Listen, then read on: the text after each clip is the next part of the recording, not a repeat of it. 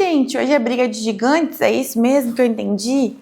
Não, gente, hoje a gente não vai ter briga por aqui, mas normalmente esse capítulo de Fé e Obras aqui, essa perícope, ela tá envolvida aí em discussões de Tiago versus Paulo. Mas hoje a gente vai desmistificar isso, vai entender profundamente o que esse capítulo tem a nos dizer, e ele é um capítulo muito, muito importante, né? É o capítulo 2, a gente vai do capítulo 2 hoje, do versículo 14 até o 26, e daí a gente finaliza o capítulo 2 essa semana, tá bom? Então, aí na próxima semana a gente já vem com 3 e o 4 e um pouquinho do 5, e daí depois a gente finaliza na próxima semana o nosso livro, tá certo? Gente, vamos orar pra gente ir nisso aqui, que eu tô ansiosa pra mostrar pra vocês a diferença entre o argumento de um e do outro. Eu quero muito falar com vocês sobre isso, porque é muito interessante, porque a Bíblia não se contradiz, tá? Então é isso que eu quero mostrar pra vocês hoje, tá? Bom, como eu já tinha pintado essa parte, né, antes da gente ter o nosso color code, eu já tinha pintado de laranja, que já é uma cor que a gente utilizou para um outro tema, mas eu vou fazer as marcações aí com a caneta embaixo. A caneta que eu tô usando é a vermelha, se você quiser pintar de vermelho tá tudo bem também. Mas eu só tô fazendo isso mesmo porque já tinha sido pintado anteriormente a esse estudo. Porque eu já estudei isso aqui uma vez, porque eu ficava muito confusa sobre esse parâmetro entre Paulo e Tiago. Vamos lá? Então feche aí seus olhos, nós vamos orar. Querido Deus amado Pai, muito obrigado por mais um dia, obrigado porque hoje nós teremos a distinção entre uma briga que não existe, entre teorias que não se comportam, porque o Senhor é o Senhor da integralidade,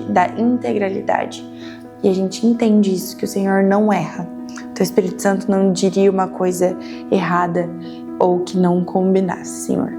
Então, que nós possamos compreender isso e que principalmente que nós possamos entender que a fé sem obras é morta, que nós possamos praticar aquilo que a gente vive, que a gente obedece e que a Tua misericórdia possa recair sobre nós. Em nome de Jesus, amém. Amém? Vamos lá então, gente. A gente vai do 14 ao 26 hoje, e eu quero dizer para vocês que essa parte aqui, na verdade, ela faz parte de um estilo argumentatístico. Brenda, o que tá falando? Esse estilo de argumentação que a gente está falando aqui é um estilo que se chama diatribe. Brenda, só não tô entendendo mais nada, agora tô complicado. Calma. Esse estilo de argumentação se chama diatribe, porque imagina que é como se você estivesse dialogando com o diabo, com o seu inimigo em si. Porque o que acontece nesse tipo de estilo? É você respondendo a perguntas imaginárias de um opositor. Então, imagina que você está brigando. Aí você está brigando lá com seu marido e você fala assim: ah, por que você não lavou a louça? Aí, nessa hora, você já imagina que ele vai falar: mas por que você não me pediu? Aí você, no seu argumento, antes dele falar, você fala: ah, você deve estar pensando: ah, mas você não me pediu. Eu não te pedi porque isso é sua obrigação. Ou seja, eu argumentei sobre algo, imaginei qual seria a resposta argumentativa do meu opositor, e aí eu respondi a essa resposta já me defendendo. Então é um ataque, uma possível defesa que o seu inimigo faria, e você já atacando novamente. É isso que acontece ao longo dessa parte aqui, dessa perícope de Tiago. E isso se chama diatribe. Provavelmente Tiago já sabia quais eram os argumentos que os falsos profetas falavam ali, então foi isso que ele fez. Ele pegou um argumento, aí ele pegava as respostas que esses falsos mestres davam a esse argumento e aí atacava explicando a forma correta para isso. Legal, né? Provavelmente você não sabia disso Eu também não sabia e eu faço isso o tempo todo com meu marido, né? Eu faço isso o tempo todo. Mas a gente faz e não sabe que isso é um tipo de argumentação. E a gente tem isso levando para nossa vida, né? Que basicamente é isso, né? Você imaginar o que o seu opositor vai fazer ou falar e você já ataca e também defende. Certo? Perfeito? Então vamos lá. De que adianta, meus irmãos, alguém dizer que tem fé se não tem obras? Acaso a fé pode salvá-lo? Se um irmão ou irmã estiver em necessidade de roupas e de alimento de cada dia, e um de vocês disser, vá em paz, aqueça-se, alimente até se satisfazer, sem lhe dar nada, de que adianta isso? Então, digamos, vamos trazer para a nossa realidade hoje. A pessoa fala assim, nossa, tô sentindo muita fome agora. E você tá com seu vale-refeição no bolso, você é uma pessoa que acredita em Deus, você sabe do amar ao próximo, você tem fé nisso, mas aí você fala, ai, deixa eu orar por você. Pega na mão da pessoa, querido Deus, meu anjo, você é a resposta da oração dessa pessoa. Você vai pegar o seu vale, você vai pegar seu cartão de crédito, você vai pegar o seu cartão, o seu dinheiro, você é a pessoa que vai fazer as obras. Boas obras, atos de amor para essas pessoas. E é sobre esses atos que Tiago está falando aqui. Então ele está querendo dizer, se você acha que só ter fé, que só falar que acredita, que ser só batizado é o suficiente, não é. Demonstre isso. Mostre que o amor de Cristo realmente te alterou, te mudou, te fez fazer algo. E quando o Tiago fala isso, ele está sendo muito claro. Porque ele continua assim, ó, lá no 17. Assim também é fé, por si só, se não for acompanhada de obras, está morta. É o que eu estou falando para você. Não adianta você falar que acredita em Deus, se quando alguém pede ajuda, você não ajuda. Você está morto por dentro. Ama seu próximo como você se ama. São 2 mandamentos que Jesus, ele resumiu os 10. Ó, ame ao próximo como a ti mesmo e ame a Deus sobre todas as coisas. Como que você vai amar a Deus sobre todas as coisas se você não ama o próximo? E se você não ama o próximo, como você vai amar a Deus? Não tem como. Uma coisa está interligada à outra. Não tem como tirar. E depois Tiago usa isso. É como se fosse a alma e o corpo. Não tem como sair uma coisa da outra. A menos que morra. Mas alguém dirá, você tem fé, eu tenho obras. Ó, calma. A gente estava falando sobre o argumento. Lembra o estilo argumentativo? Aqui ele falou tudo, ó. Do 14 ao 17. Ele explicou o argumento dele. Aí ele fala, mas alguém dirá, você tem fé, eu tenho obras. Mostre-me sua fé sem obras. Calma aí, vamos aqui. Esse 18 parte 1 aqui, que a gente tá vendo aqui, ó. Ele tá fazendo aquilo do argumento que a gente falou. Da diatribe. Que ele tá falando, você tá falando que você tem fé, eu tô falando que eu tenho obras.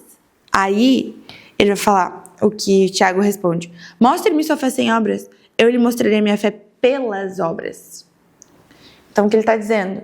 Aqui, não é um combate entre fé e obras.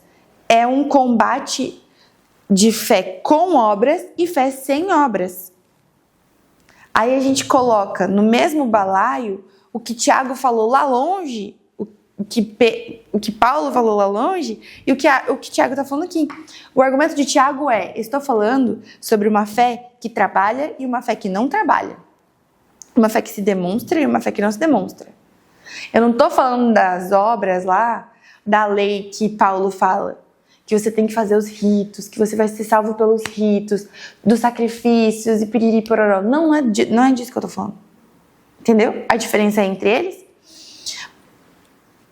E aqui ele diz assim, insensato. Mostre-me sua fé sem obras e eu lhe mostrarei a minha fé pelas obras. Você quer que existe um só Deus? Muito bem, até mesmo os demônios creem. Então o que ele está querendo dizer? Que só crer e não fazer nada, tudo bem, você pode crer. Mas até os demônios creem dessa maneira. Qual vai ser a diferença entre essa crença, entre esse acreditar, entre essa fé? Uma fé que demonstra o amor e uma fé que não demonstra. Entendeu?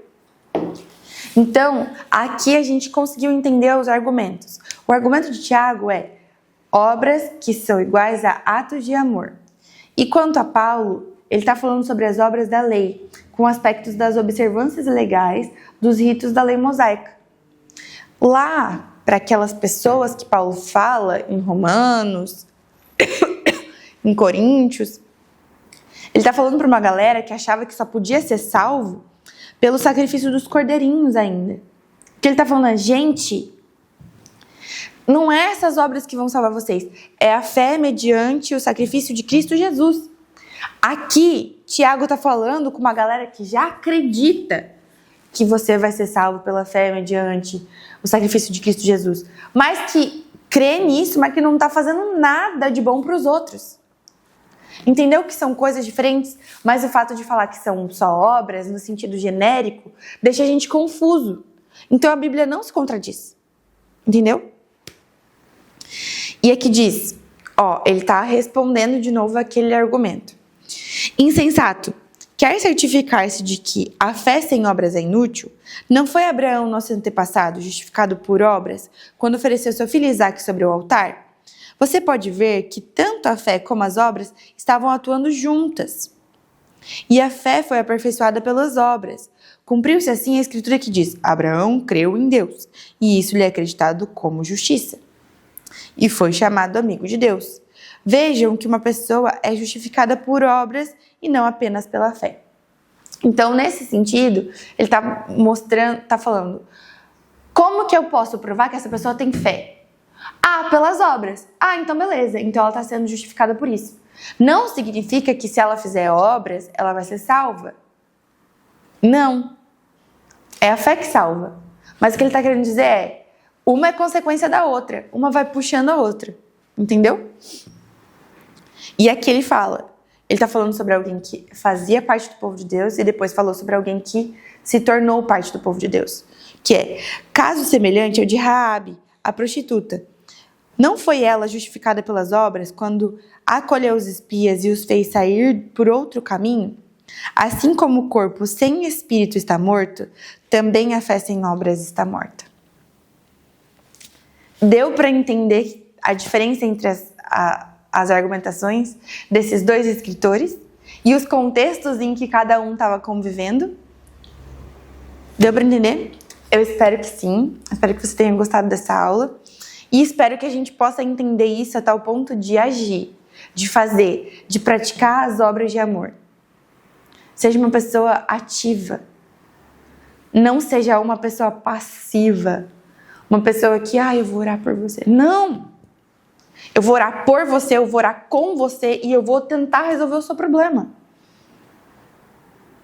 E aí sim você vai passar e vai ganhar a sua coroa da vida. Tá bom?